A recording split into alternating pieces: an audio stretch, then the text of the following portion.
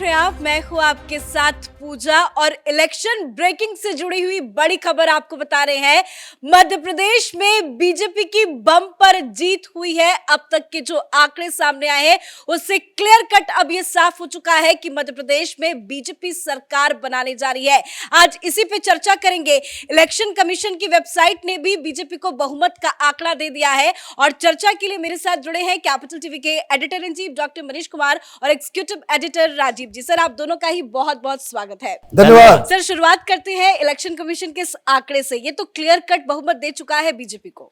देखिए, ये जो आंकड़े बताया जा रहा है ये इलेक्शन कमीशन कोई टेलीविजन चैनल के ऊपर का नहीं है, ये कोई इधर उधर के आंकड़े नहीं है, ये सॉलिड सरकारी इलेक्शन कमीशन का आंकड़ा है और उसके मुताबिक 143 अभी बताया जा रहा है, अभी कुछ देर पहले 145 था, अब ये सेटल्ड है। अब देखिए, एक बात कहते हैं हम लोगों के गांव में कि भैंस कितनी भी मोटी हो जाए हाथी नहीं बन सकती, एक हाथी दूसरी तरफ भैंस, और इसलिए ये डिक्लेयर करना बड़ा आसान है। लेकिन दो तीन चीजें जो समझना जरूरी है। कांग्रेस पार्टी बिल्कुल इसके उलट दावा कर रही थी कि हमने जो वादा किया है ना, जुमला वर्सेस गारंटी, ये नैरेटिव कांग्रेस पार्टी चला रही थी। राहुल गांधी कास्ट सेंसस करवाना चाह रहे थे, राहुल गांधी फ्री बीज देकर के लोगों को लुभाना चाह रहे थे।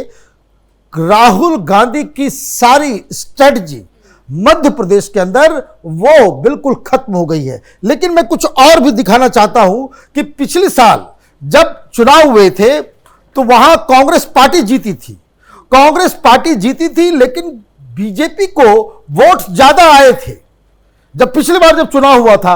अभी ये आपको इसके आंकड़ों पे अगर आप देखें, इसके ये मध्य प्रदेश का मैप है, ये हर जगह आपको नजर आ रहा है, ये हर जगह आपको नजर आ रहा है ये भगवा रंग। कांग्रेस पार्टी बिल्कुल खत्म हो गई।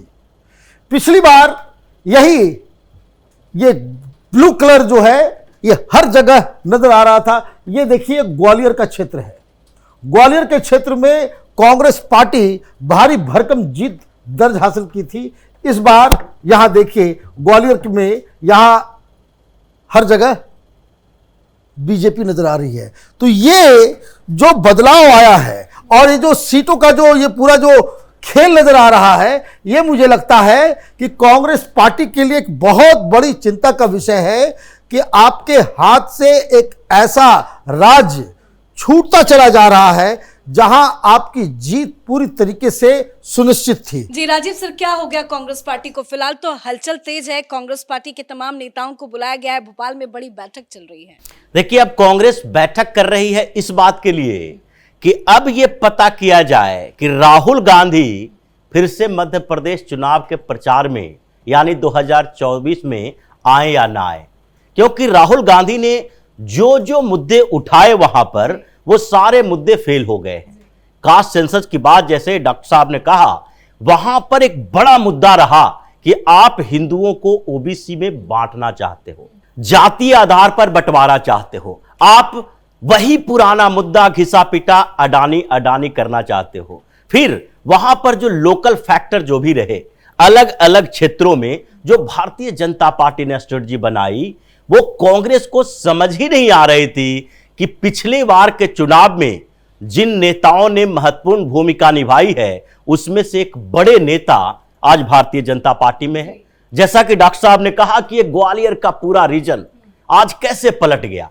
इन लोगों को लगा कि ज्योतिरादित्य सिंधिया के खेमे में गए कुछ विधायकों को फिर से कांग्रेस में ले आएंगे तो इसका मतलब है कि ये परसेप्शन बनेगा कि अब तो ग्वालियर रीजन में सिंधिया का कोई नाम लेने वाला नहीं है। प्रियंका वाड्रा गई तो सिंधिया के ऊपर हमला की, क्या कि ये गद्दारों का परिवार है, इनसे सबक लेना चाहिए, ये सबसे गद्दारी करते रहते हैं। अब गद्दारों का परिवार कौन निकला? ये राहुल गांधी का या फिर ज्योतिरादित्य सिंधिया का? लोगों ने किसके ऊपर भरोसा किया? तो अब मध्य प्रदेश में जो कांग्रेस की बैठक हो रही है उसमें पहला सवाल तो यही है कि दो बड़े नेताओं को रिटायर कर देना चाहिए। दिग्विजय सिंह और कमलनाथ। और तीसरा सवाल यही है कि क्या शीर्ष नेतृत्व यानी राहुल गांधी, प्रियंका वाड्रा जैसे नेता चुनाव प्रचार में आए तो उनको लोकल मुद्दों की जानकारी देनी चाहिए या फिर चुनाव प्रचार से दूर रखना चाहिए? क्योंकि कांग्रेस के पास दूसरी कोई उम्मीद नहीं है। अब इस बात की उम्मीद नहीं है कि वहां पर सरकार बनाने के आसपास भी आएंगे। पिछली बार तो कांटे की टक्कर थी तो ये खुश नजर आ रहे थे, इस बार तो वो सारी संभावनाएं खत्म है। अब भारतीय जनता पार्टी की जो बैठक हो रही है उसमें दूसरी चर्चाएं हो रही है कि किसको सीएम बनाया जाए, क्या होगा, क्योंकि बताया ये जा रहा है कि शिवराज सिंह ने जो काम किया उससे आलाकमान काफी खुश है। लेकिन यहाँ पे क्या फैक्टर बीजेपी का काम किया? पीएम मोदी ने कहा कि एमपी के मन में मोदी, मोदी के मन में एमपी, लेकिन शिवराज सिंह चौहान को साइड किया गया। क्या ऐसा फैक्टर है बीजेपी का, ऐसा क्या कार्ड चल गया, कितनी बम्पर जीत एमपी में हो रही है? देखिए, अब क्योंकि जनता का फैसला सामने है, कोई सर्वे एग्जिट पोल नहीं है, ये रियल रिजल्ट्स हैं जो आंखों के सामने, वो भी सरकारी। अब समझिए, प्रधानमंत्री मोदी ने मास्टर स्ट्रोक खेला। कांग्रेस पार्टी के पैर के नीचे से जमीन खिसक गई और उनको आभास तक नहीं हुआ कि उनके लिए इतनी बड़ी हार प्रधानमंत्री मोदी ने चुनाव से पहले ही सुनिश्चित कर दी।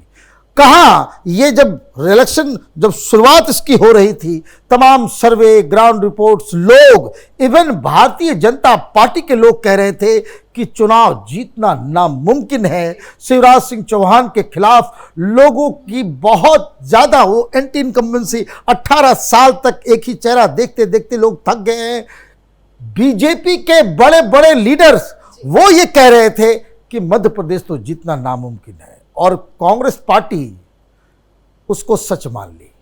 अब प्रधानमंत्री मोदी ने क्या किया? आपने सबसे पहला यह काम किया कि जिस व्यक्ति के खिलाफ जो ग्राउंड बना हुआ है वो व्यक्ति को ही हटा दो, मतलब टारगेट को ही आपने शिफ्ट कर दिया। अब ना शिवराज सिंह चौहान है चेहरा उनका, और ना ही उन्होंने टारगेट दिया कांग्रेस पार्टी को। तो पहला चीज ये। दूसरा, जो अलग अलग जगहों पे मंत्रियों और सांसदों को उतारा गया, यह कमाल किया है। यह स्ट्रेटजी काम कर गई और कांग्रेस पार्टी को यह समझ में नहीं आया कि इसकी वजह से उनको कितना बड़ा नुकसान हुआ है। दूसरी चीज, ये तो दो चीजें हुई ही, शिवराज सिंह चौहान ने कमाल किया, उनको टारगेट बनाया गया। वो उन्होंने अपने आप को एक विक्टिम के रूप में जनता के सामने वो लेकर के गए कि हमने तो सेवा किया, बहनों की सेवा की, हमने लाडली बहना और ये योजनाएं भी दी। और जो उनका कंडक्ट रहा, जिस हिसाब से एक तरफ कमलनाथ का वीडियो आता था कि अपने समाजवादी पार्टी को गाली दे रहे, कौन अखिलेश वखलेश, कोई कुछ, एक तो उधर एक दंभ और अहंकार दिख रहा था, और भारतीय जनता पार्टी का जो सबसे बड़ा लीडर, जो कांग्रेस के टारगेट पे होना चाहिए था, वो जनता के सामने बिल्कुल एक, इसको कह सकते हैं कि उसने एक बहुत बढ़िया पोस्चरिंग की, अपने आप को विक्टिम साबित कर दिया। और लास्टली जनता ने कहा कि नहीं, ये आदमी तो ठीक है, आदमी ठीक है, चलो कोई बात नहीं, एक मौका और देते हैं बेचारे के साथ। सवाल सर यही है कि क्या बीजेपी एक मौका और देगी शिवराज सिंह चौहान को? और वैसे चर्चा करते करते ही आंकड़े बढ़ते जा रहे हैं। अब बीजेपी के खाते में 148 सीटें चली गई हैं और उम्मीद की जा रही है कि 150 तुरंत ही पार हो जाएगा। सर देखिए, ज्यादातर उम्मीद तो यही है कि 2024 तक अभी शिवराज सिंह चौहान को नेतृत्व दिया जा सकता है, संभावना इस बात की है। लेकिन इस जीत के नायक की बात अगर होगी तो जीत के नायक तो पीएम मोदी ही हैं। जिस तरीके से उन्होंने चुनाव से पहले मैनेज किया, जो स्ट्रेटजी की बात कर रहे थे डॉक्टर साहब, वो स्ट्रेटजी को समझिए कि अचानक से भारतीय जनता पार्टी वहां से ग्राउंड सर्वे करके आती है और लगता है कि अगर एंटी इनकम्बेंसी फैक्टर रहा और जिस तरीके से मध्य प्रदेश में कांग्रेस ओवर कॉन्फिडेंस है, तो ऐसे में हो सकता है, संभावना इस बात की है कि हमारी हार हो जाए। लेकिन इसीलिए सबसे पहले अमित शाह वहां गए, रातों रात बैठक की और फिर एक नई स्ट्रेटजी लेकर आए कि अभी शिवराज सिंह चौहान के चेहरे का जिक्र नहीं करना चाहिए। फिर पीएम मोदी जाते हैं और वहां ऑफिशियली मध्य प्रदेश में कभी नहीं कहा गया कि हमारा सीएम का चेहरा कोई और होगा, क्योंकि वहां पर जो जिस स्टेट का सीएम अभी है और उनसे इस्तीफा नहीं लिया गया, मतलब वो चेहरा है। लेकिन दूसरी तरफ क्या होता है कि पीएम मोदी एक रैली करते हैं और वहां कहते हैं कि भारतीय जनता पार्टी के नेताओं कार्यकर्ताओं को मेहनत करने के लिए और वोट करने के लिए किसी चेहरे की जरूरत नहीं है, मेरा भी चेहरा नहीं, आपका चेहरा वही है, कमल का फूल। मतलब एक कंफ्यूजन क्रिएट करते हैं कि यहां पर नेतृत्व किसी के हाथों में जा सकती है। फिर वो मंत्रियों को भेजना, नरेंद्र सिंह तोमर ने भी बड़ा मेहनत किया और ज्योतिरादित्य सिंधिया को भी भेज दिया गया। ज्योतिरादित्य सिंधिया को चुनाव नहीं लड़ाया गया, लेकिन जो भेजा गया है वहां इसीलिए कि आप अपने क्षेत्र को संभालिए, क्योंकि आपकी क्रेडिबिलिटी है वो दांव पर है। आप कांग्रेस से भारतीय जनता पार्टी में आए हैं, भाजपा ने आपको एक्सेप्ट किया, जनता वहां की आपको एक्सेप्ट करती है कि नहीं भारतीय जनता पार्टी में, यह पहली परीक्षा है। पहले राज्यसभा का चुनाव था, ये विधानसभा का चुनाव है, यहां जनता सीधे वोट करेगी। तो ये जो स्ट्रेटजी रही और इन सब लोगों ने अपने अपने क्षेत्र में मेहनत की, मजबूरी हो गई। जो कैलाश विजयवर्गीय अलग अलग राज्यों में जाकर प्रभारी बना करते थे, उन्हें मैदान में उतार दिया गया और वो थोड़े परेशान नजर आए। शुरुआती दौर में उन्होंने कहा यह चुनाव लड़ना हमारे बस की बात नहीं है, लेकिन जब आप मैदान में हो, मेहनत करनी होगी और मेहनत का नतीजा ही है कि आज भारतीय जनता पार्टी मेहनत भी रंग ला रही है। खबर है कि वो भी चुनाव जीत रहे हैं। बिल्कुल, और वो तो जीतना था क्योंकि इन लोगों की क्रेडिबिलिटी को दांव पर लगा दिया गया। आप दिल्ली में बैठकर सिर्फ राजनीति नहीं कर सकते, आपको ग्राउंड में जाना पड़ेगा।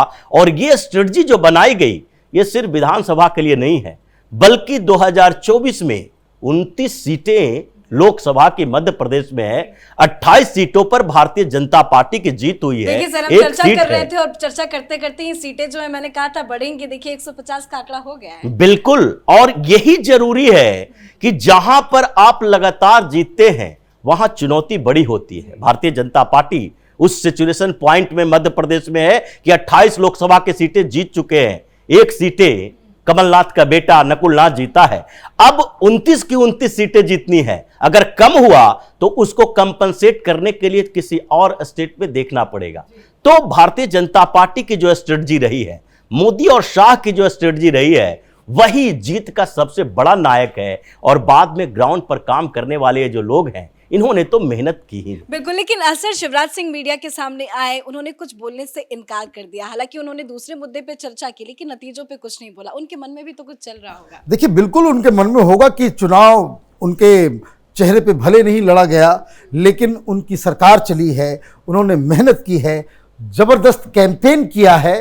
तो हर नेता ये चाहता है कि चुनाव जीतने के बाद उनके जो परिश्रम है, उनके लिए जो कुछ है वो। लेकिन एक बात मैं बता दूं, ये भारतीय जनता पार्टी, अभी उन्होंने बड़ा बयान दिया है कि अमित शाह की रणनीति काम आई है, मीडिया के सामने बोल। बिल्कुल, उन्होंने सही बात कही। यही बात हम लोग भी कह रहे हैं कि जो दिल्ली से जो मध्य प्रदेश के लिए रणनीति बनी, उसमें कांग्रेस पार्टी को पता ही नहीं चला कि बिजली कब कड़की और कब इनको 440 वोल्ट का करंट लग गया। फैसला दिल्ली में होगा कि मध्य प्रदेश के मुख्यमंत्री के रूप में कौन आगे आएगा, ये तो प्रधानमंत्री मोदी और अमित शाह ही तय करेंगे। तो अब तक जो नतीजे सामने आए हैं, उससे ये साफ हो चुका है कि बीजेपी की मध्य प्रदेश में प्रचंड जीत हुई है। अमित शाह की रणनीति काम आई है और एमपी के मन में मोदी है। और मोदी ये पहले ही कह चुके थे कि मोदी के भी मन में एमपी है। और जिस तरह से बीजेपी ने रणनीति के साथ काम किया, चुनावी कैंपेन में बीजेपी नजर आई, उसका नतीजा जो है वो साफ साफ अब मध्य प्रदेश में नजर आ रहा है। प्रचंड जीत मध्य प्रदेश में बीजेपी की हो रही है। मेरे साथ देखते रहिए कैपिटल टीवी। नमस्कार।